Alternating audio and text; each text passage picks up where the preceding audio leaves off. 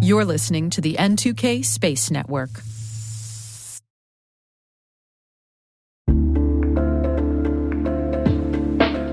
And now, a word from our sponsor, SpyCloud, the cybercrime analytics leader. SpyCloud disrupts cybercrime by telling you what criminals know about your business and your customers, so you can take action to prevent ransomware, session hijacking, account takeover, and online fraud.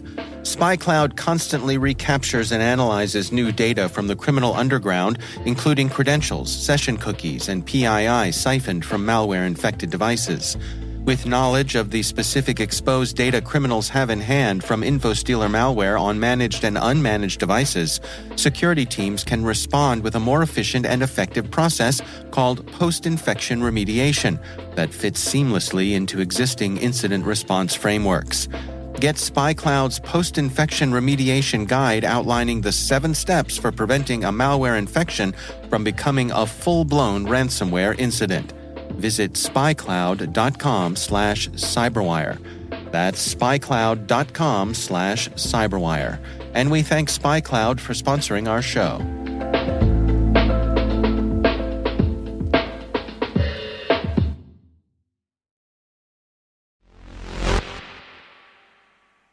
Not to be too cheesy, but talk about going above and beyond.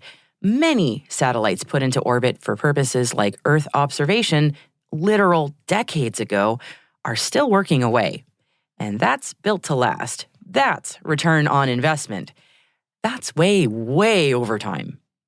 Meanwhile, many newer satellites, just a few years old, are already so out of date that they're in need of swapping out. The duality of satellite tech. T-minus 20 seconds to LOS speed rest. Go for deploy. Roger roll. Today is October 18th, 2023. I'm Maria Varmazis, and this is T-minus.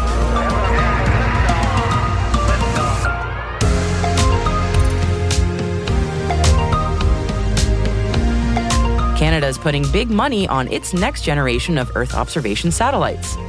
2 payloads aboard the Vega VV23 failed to deploy. India says there's nothing like a deadline to get a crew on the moon. And T-minus is heading to Ascend in Las Vegas next week. So all this week, we're featuring speakers from the event. And our guest today is Niccolo Boschetti, talking about his research on cybersecurity in space. You'll want to stick around for that one.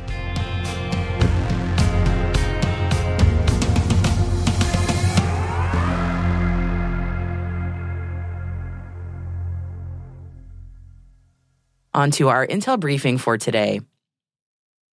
The Canadian government is making satellite Earth observation a priority and putting its money where its mouth is, to the tune of $1.012 billion. Canadian, of course. These funds will support a program that the Canadian government is terming RadarSat Plus, meant to ensure the continuous access to EO satellite data to all the federal organizations that rely on it. RadarSat Plus will help design and develop a replacement satellite for the existing RadarSat Constellation Mission, or RCM, and design the next generation satellite system to replace what's currently in use. This is how fast things are moving in satellite tech. The RCM was launched in 2019 with a planned 7-year mission duration. The RCM is a constellation of 3 identical synthetic aperture radar, or SAR, satellites. Starting in 2020, the Government of Canada and the Canadian Space Agency started looking into the RCM's successor through the Earth Observation Service Continuity Initiative, with RFPs going out late last year. According to information collected by the European Spaceflight website, 2 of the payloads transported to orbit on the October 9th Vega VV23 flight have failed to deploy. The CubeSat payloads were among 12 carried to orbit aboard the Arianespace-managed Vega VV23 flight. According to reports, it was likely that the CubeSats burned up in the atmosphere, still attached to the rocket's upper stage.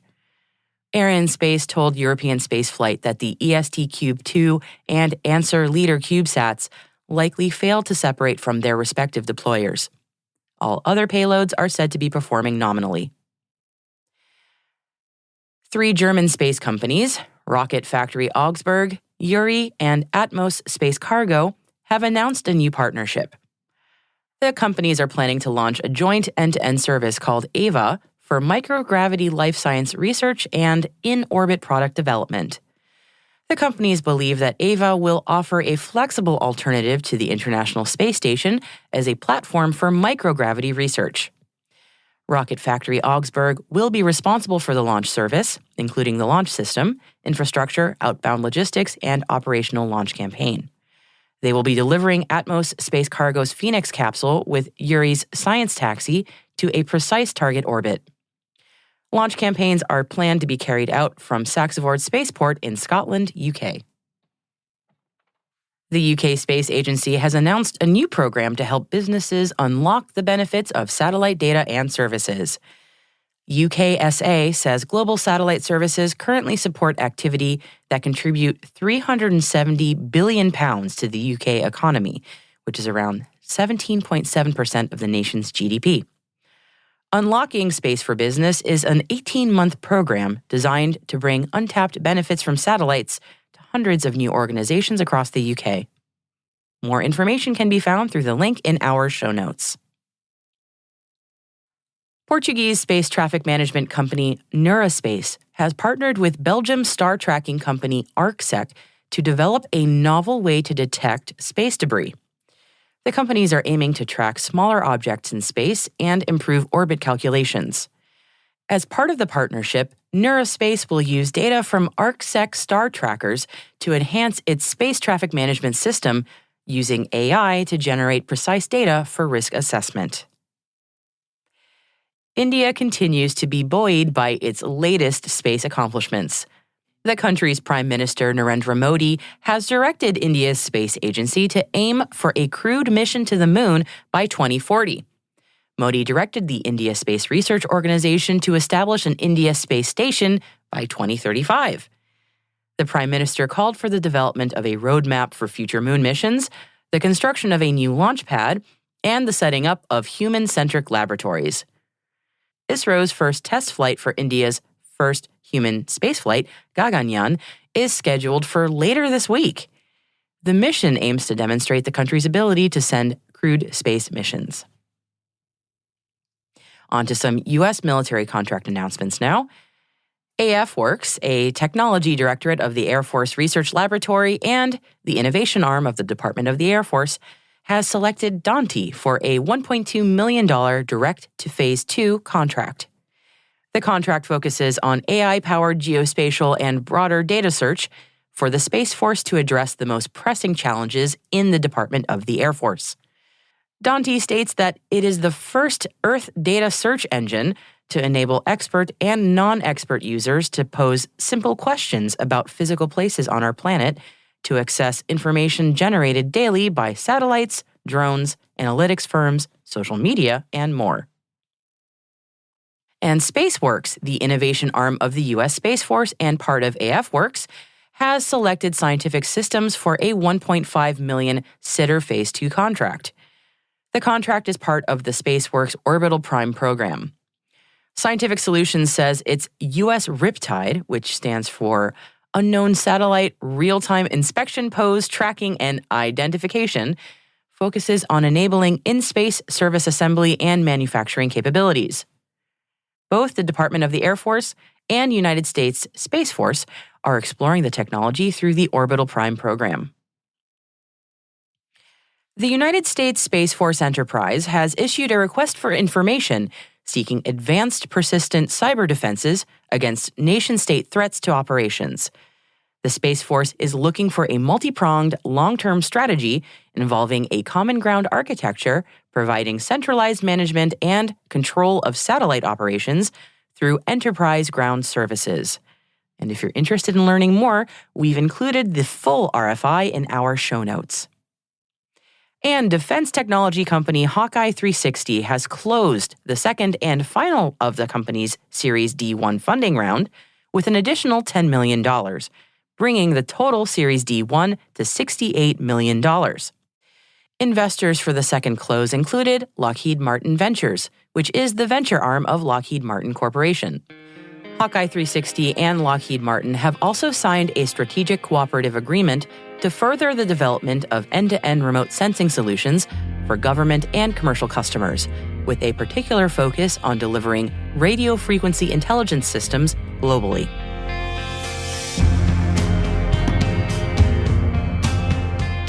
That concludes our roundup of today's briefing.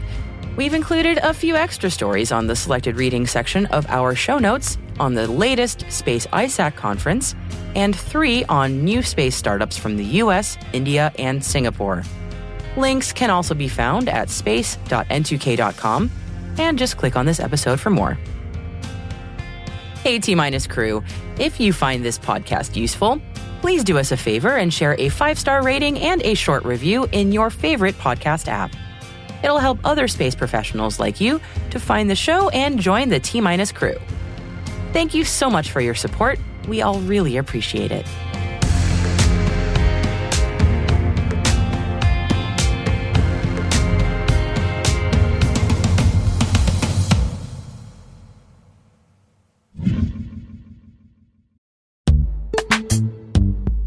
This episode is brought to you by Palo Alto Networks, the leader in cybersecurity. As AI-driven attacks increase, organizations can't afford to have network security that's stuck in the past. Discover how Palo Alto Networks can help you predict what's coming and proactively secure against it with a zero-trust, AI-powered network security platform built to secure whatever, whenever, wherever. To learn more, visit paloaltonetworks.com/network security platform.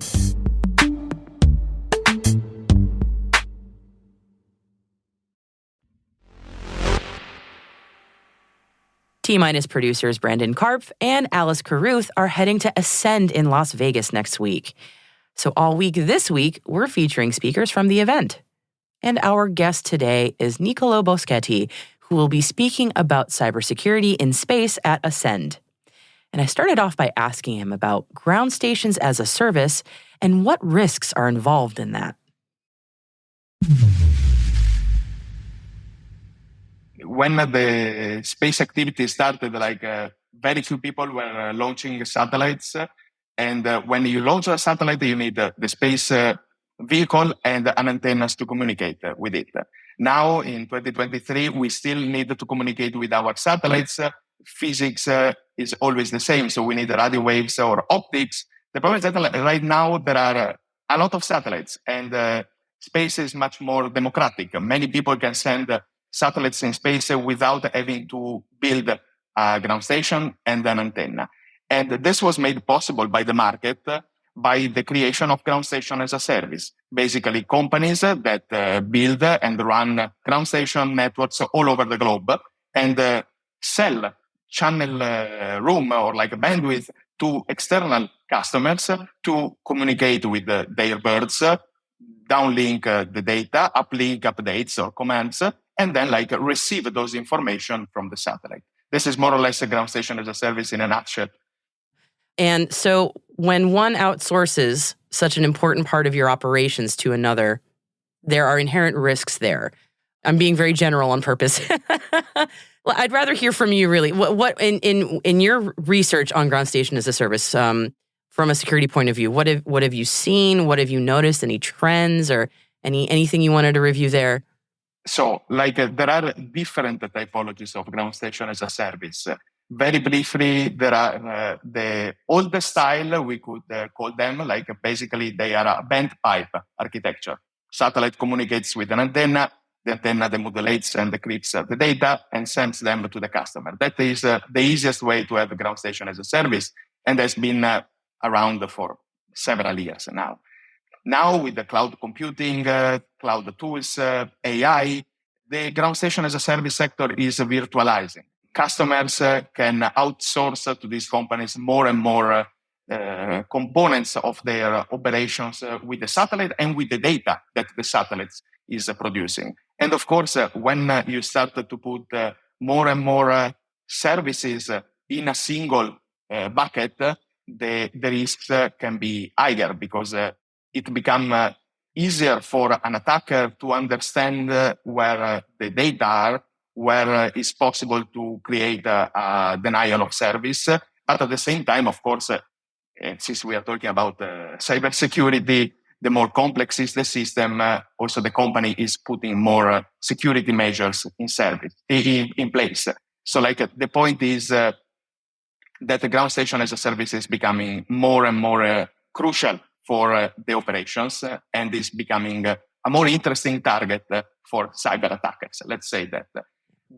Now, I know sometimes when we talk about as a service, a lot of the advice about how to make the as a service part of things is usually for the provider. But if you are a customer of something like ground station as a service, is there something that you can do to help make your instance, I suppose, more resilient? And maybe the advice for resiliency is more for the provider. But I'm curious what your advice is in this arena for protecting from attack.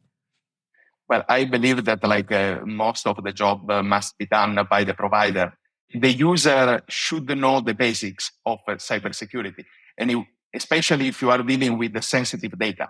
Sometimes in some networks, the user can be anyone, and so data and encryption keys or credential to enter into a network could be stored in a computer that has zero security measures in place, or we see in cybersecurity in general, but also in space, that all the social engineering attacks are not very complex. They play with the psychology and the mind of the victims.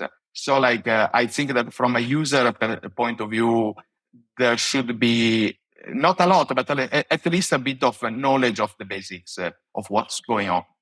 Yeah. I would imagine for a user, again, if you're going with maybe a big, very established player, I won't name names, you may assume a level of security competency, and that is probably a safer bet.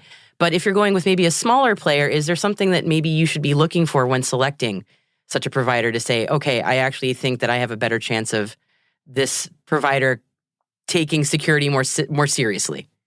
Usually, providers show you a blueprint of their architecture. If you have a bit of knowledge of what you are purchasing, you can understand the complexity and how modern or secure is designed that architecture. On the other hand, thankfully, we don't have enough of them, but in the space sector, we have several standards. There are IEEE standards, ISO standards, ECSDS, etc., etc. So if a provider is compliant with some cybersecurity or security in general standards, that could be a good first indicator of at least knowledge of what could happen and what can be done. Why don't you walk me through a little bit, maybe the really high level on your research on hybrid space architecture, maybe introduce what that concept is, and then tell me a little bit about what you found. The last bit of my research in ground station and ground station as a service is trying to understand what could make an hybrid space architecture secure from a cyber and electronic point of view. Hybrid space architecture is like a new iteration of a sort of old concept that is a hybrid satellite network, basically integrating together different nodes of a network that are spread among the different segments. You have a satellite that gets information from a ground station and delivers information to end users. Basically, any time that you watch television on TV, on satellite television, that is an hybrid satellite network. We say that we have a lot of satellites in space right now, and a part of this phenomenon is the fact that commercial providers are the biggest players in space right now. It's not like 30 years ago where nation states were the big players. And this has led many countries and many armies to outsource intelligence services, Earth observation services, and many other activities that are interesting for the military and the intelligence community to private companies. Right now, the US Army or several NATO armies are acquiring space services from commercial providers. Again, like the Ukrainian army with Viasat is the same thing. Right now, several of the services are passing through ground station as a service because not only the space segment is outsourced. Recently, the DoD Defense Innovation Unit has started working towards an hybrid space architecture. So like a way to better integrate, especially for security and time of delivery of the information, so age of information, all these data that are coming from different providers and different providers in space and different providers on the ground. The last bit of my research that got material from my previous steps of research has been like trying to put together all the designs, reference architectures of ground station as a service, trying to imagine in a real case scenario, the European High North and the Arctic, how different providers could integrate themselves from an architectural point of view. And we found that probably the best solution to have a secure hybrid space architecture is the heterogeneity of the architectures that are being integrated. Because, as I said before, if you put a lot of eggs in the basket, you need to make secure that basket, but also if someone tries to steal it or to break it, you have to find a way to move the eggs in a safer place. The heterogeneity gives you this, reduces the single points of failure and makes possible to route data to the end user towards a path that maybe hasn't been attacked by an adversary. That is very important in our opinion for an hybrid space architecture. It's sort of introducing complexity, but not in a bad way, like in a good way to make it harder for the attacker. I wanted to make sure I asked you about the IEEE Standards Association and the work that you're doing there. I understand this is sort of a recent thing, so can you tell me a little bit about that?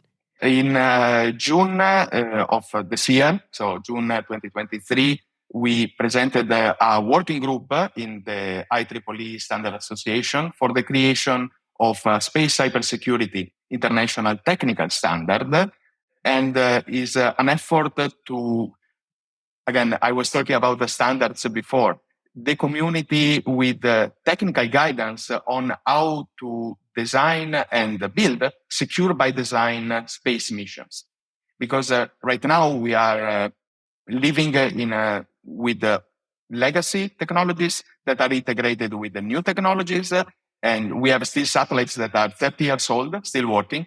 And from a cybersecurity point of view, this can be a problem. Putting together like experts from the industry, the academia, also governments like space agencies, etc., from all over the world, we are trying for each segment of a space mission to come up with an analysis of what is in place today. Okay, it's working, but it could be better. And how to redesign in a secure way. This will be the standard. It's a technical standard, so like it will provide guidance. And as I said, now we are almost 150 experts from all over the world, divided in subgroups, one for space, one for link, one for ground, user, and the integration layer. We go back to the integration of different nodes in a secure way. And the standard effort is open to everyone that has expertise and interest in joining and providing their expertise towards the writing of the standard.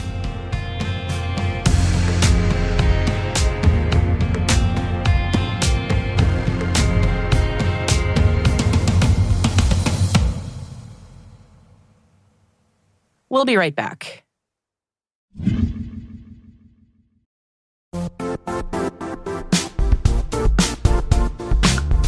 Now, a word from our sponsor, the Johns Hopkins University Information Security Institute, currently seeking qualified applicants for its innovative Master of Science in Security Informatics degree program. Study alongside world-class interdisciplinary experts and gain unparalleled educational, research, and professional experience in information security and assurance. Interested U.S. citizens should consider the National Science Foundation's CyberCore Scholarship for Service program, which covers tuition and a $6,000 annual professional development allowance, as well as providing a $37,000 additional annual stipend. Apply for the scholarship and the fall semester by March 1st. Learn more at cs.jhu.edu/MSSI.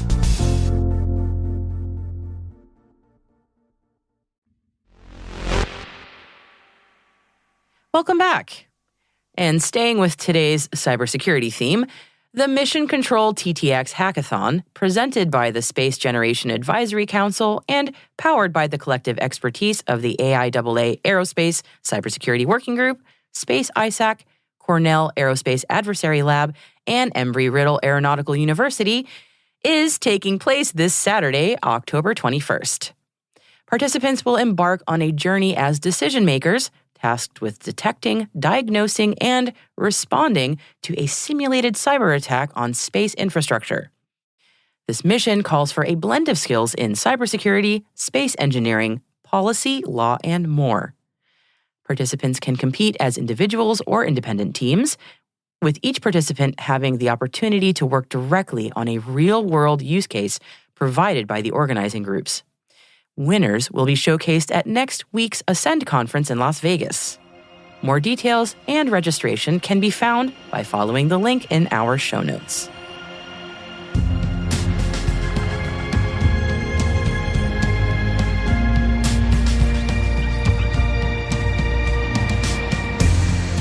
That's it for T-Minus for October 18th, 2023. For additional resources from today's report, check out our show notes at space.n2k.com. We'd love to know what you think of this podcast. You can email us at space@n2k.com or submit the survey in the show notes. Your feedback ensures that we deliver the information that keeps you a step ahead in the rapidly changing space industry. N2K Strategic Workforce Intelligence optimizes the value of your biggest investment, your people. We make you smarter about your team while making your team smarter. This episode was produced by Alice Carruth. Mixing by Elliot Peltzman and Trey Hester, with original music and sound design by Elliot Peltzman. Our executive producer is Brandon Karpf. Our chief intelligence officer is Eric Tillman. And I'm Maria Varmazis. Thanks for listening. We'll see you tomorrow.